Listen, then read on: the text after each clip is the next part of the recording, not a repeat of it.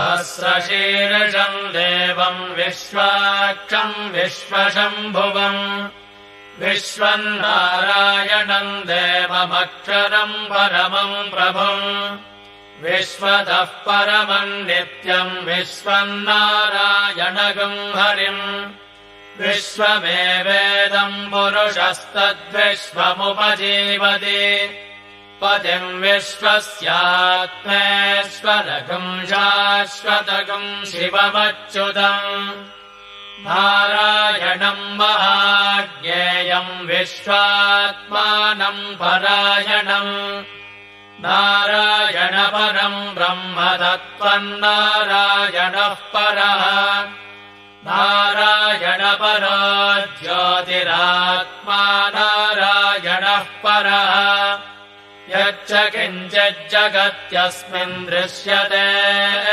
श्रूयतेऽपि वा अन्तर्बहिश्च तत्सर्वम् व्याप्य नारायणस्थितः अनन्तमव्ययम् कविगुंसमुद्रेऽन्तम् विश्वशम्भुवम् पद्मकोशप्रतीकाशकम् हृदयम् चाप्यधोमुखम् अधो निष्ट्यावितस्यान्तु नाभ्यामुपरि तिष्ठति हृदयम् तद्विजानीयाद्विश्वस्यायतनम् महत्